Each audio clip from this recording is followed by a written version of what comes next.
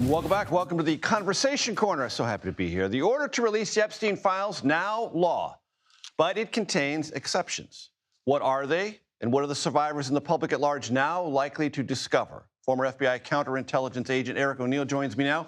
He has extensive experience, high-profile investigations, including the one that led to the arrest of Robert Hanssen, the former FBI agent convicted of spying for Russia. There's a spectacular podcast on that called Agent of Betrayal. You'll recognize the voice. I recommend it highly. Eric, it's great to see you. Thanks for joining us. So there's this tremendous expectation that all of this stuff is going to tumble out of the possession of the Justice Department and maybe even the Treasury Department. You're skeptical of that. Tell my audience why. Well, Major, we really need to manage expectations because a lot of the information that I think people really want to see, the ones that will help inform or deny all the conspiracy theories that have surrounded this case for all these years, are probably not going to be things people see. And the reason for that is there are categories of information that will lead to redactions.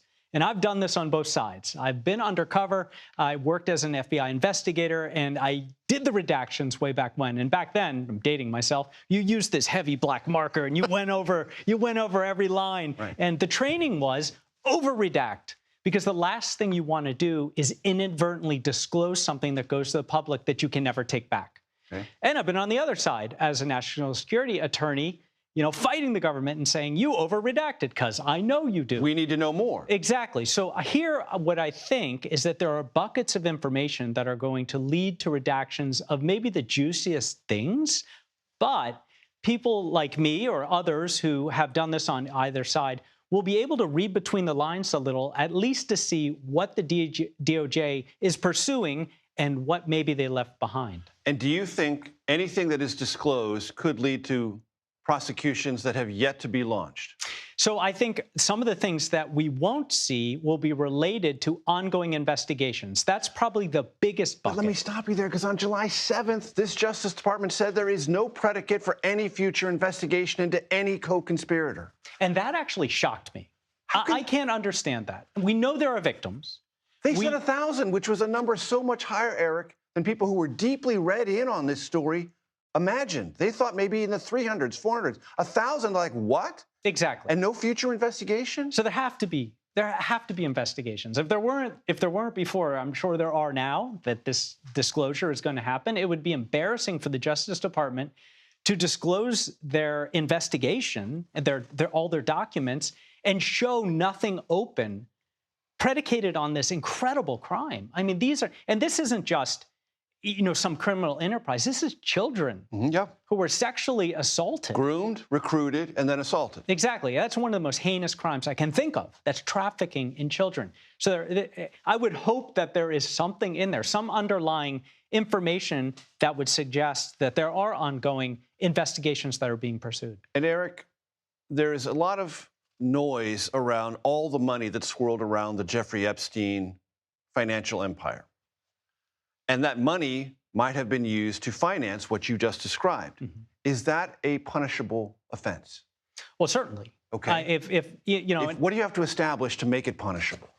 Well, you just have to show the nexus, that the fact that the empire was used to do this. Now, Epstein, he's done. Right, He took his own life, and he's gone. But we would be looking for co-conspirators in the case.